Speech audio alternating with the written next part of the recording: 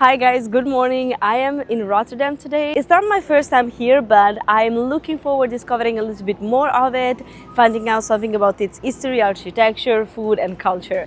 Now, one thing which you will notice throughout the video is that Rotterdam looks very modern and it's very different compared to other cities that we find in the Netherlands. And there is a reason for it, but we will talk about it later. Now we will start the day and I hope that you will enjoy the one day in Rotterdam. One Day is a series where we dive into the lives of fascinating people, unique experiences, and incredible animals. And today it's all about Rotterdam, Netherlands. Okay, so the first stop of the day is going to be food because a good day starts with good food, and I think that we will find it here.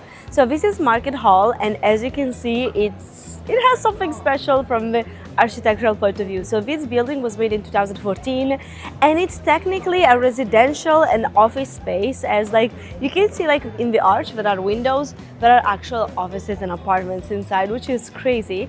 And then on this floor we have food. We have I think like more than 100 food places, which is incredible. I'm hungry, so let's go. So of course food is the main thing that you find here, but then you will find a lot of also like small souvenir shops, and I'm pretty sure that there's a supermarket and downstairs a massive parking spot. Oh, this looks so cool, the spices. Almost feels like you are not in the Netherlands all of a sudden. Like a proof, you want to try? Ah, what is this? Spices. Can I? Yeah. How do I try? Oh, okay, that's how it is. It's Okay. very good to marinate your chicken, for your meat, for your Okay. fish. Nice. Oh, wow. I like it. It's interesting. It's 20 different spices. 20 different Yes. spices. Wow. Very It's, good for your chicken, for your meat, for your fish. Oh. Potato, eggs, pasta, everything. that's incredible. Thank you. You see, like the fun thing is that it's not like your normal food place. There's literally everything. And I love how you can find the spices, you can find food ready to eat. Yeah, also souvenirs, of course. I still have to buy Dutch cheese to bring home as a souvenir to my parents, so maybe I'll grab it here. I remember that I visited this candy store last year because they had like a lot of fun candy that I sometimes also use for streams purposes. So let's see what we can find today. I don't see the jelly beans anymore this time around. Oh, look at these! Wow. I'm getting hungry just at looking at all of these, and the thing is that there are so many good things that I don't know what to eat. I don't want my stomach to get full real quick. I have already had the traditional stroopwafel, so today we're going for Nutella to try something a bit different. It's very different, yeah. But it's delicious, it's warm, they literally just made it in front of me, I love it. Okay, so this is what we're having for lunch. We are trying this Berliner Kebab & Co.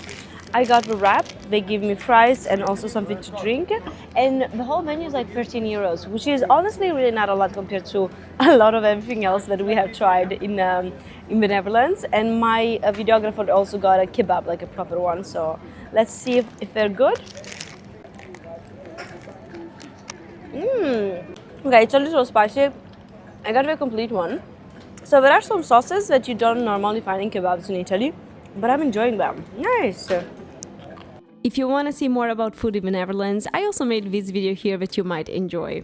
We moved the area a little bit. I think that this is like more of a commercial area because my hotel is located on a street that is very loud, where nightlife is very prominent. While this looks to be more like the commercial area, a lot of stores and stuff. So the idea is to go look for some souvenir shopping because this is my last full day in the Netherlands. So I would like to bring some memories home. Also, as we will be walking around here, this is a great opportunity to just look at the architecture of Rotterdam, and it really makes me realize how modern it actually is. The thing is that Rotterdam was a very crucial and important part of the Netherlands and of Europe during the Second World War. Because of this reason, Rotterdam was highly attacked and highly bombed. And most of the city got destroyed and they pretty much had to rebuild it from zero. Only something survived, but everything else that we see was built after the war. That's why it looks so modern. We have these wonderful skyscrapers, everything is very creative. Okay, so behind my back I just noticed this place that is very similar to Febo that I found in Amsterdam, where it's pretty much like a vending machine for street food. And I love it because I don't have this concept here in Italy. We don't have it, at least not yet. And it's definitely super convenient, price-wise and time-wise. I just ate, otherwise I would try something. Do you guys have this in your city? not every city of the world has a town hall as beautiful as Rotterdam. You can see it's behind my back, and the crazy thing is that it's one of the few buildings that actually survived the bombing of the Second World War, because this one was built earlier in the last century. So when the war happened, it had like 10, 20 years maybe, and it's incredible that it's still standing. Vai, amo. Aspetta.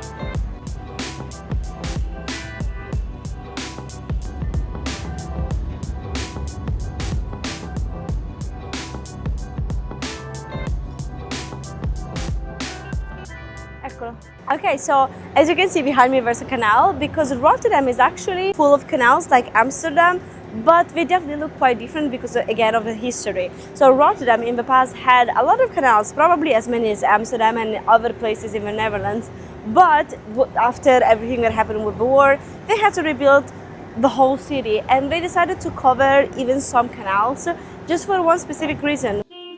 The car industry was taking off, people were driving a lot more. So this is a decision of the city of Rotterdam to just create more roads, more spaces for cars, but also for trams. I was told that in some streets where nowadays we see trams, actually in the past there were canals. I just found another monument that survived the bombing of the Second World War.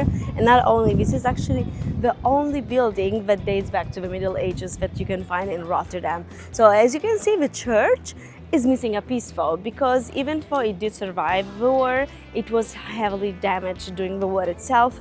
Especially the tower had a lot of damage and had to be restored throughout the years. But this beauty is dating back to the Middle Ages, which is incredible.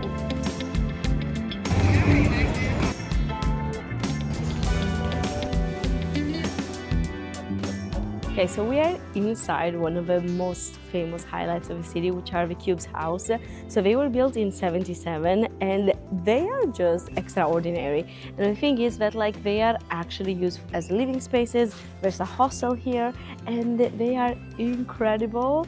The fun part is that everything, like all the livable space, is kind of like upstairs. While here at the bottom there's this open square where you can just walk around, but there's also one cube that is available for visits. It only costs €3, so let's go check it out. Stairs are steep. No one's coming down? Okay.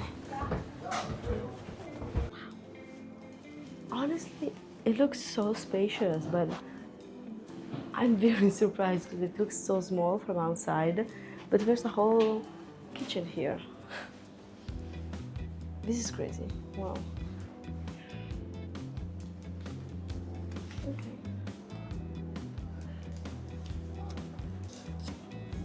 Okay, 2 more floors, let's go. Incredible. Jokes aside, from outside looks like it would be the smallest space ever. I'm so surprised to see how much space there is inside. In 5 minutes, you're done. Whoa. Yeah, you can just walk in Hot with, here. like, with all your stuff. So I just made it to Visa Square. So on my right there are the Cube Houses, and behind my back there's the old harbor of Rotterdam. So the whole city gained a lot of economical importance during the centuries because of its harbors. It was a very important stop, we can say, among different parts of the world. So trade-wise, Rotterdam was known for its harbors. We know that some exist even nowadays. There was a lot of damage during the war, and this was originally the old one. Nowadays, I don't think that it's quite used as an economical type of harbor. It's more a touristic area. There are a lot of bars, so maybe later we can go and have a drink on that other side so we can have more views. Also, I just wanted to show you guys the building here on my left, the white one. This was built in 1898, and originally when it was built, it was the only and highest skyscraper in Europe, which is insane if you think about it now, especially in a town like Rotterdam when you go around and there are so many tall skyscrapers. We are so used to them now, but back in the day, 1898, this was the tallest in Europe.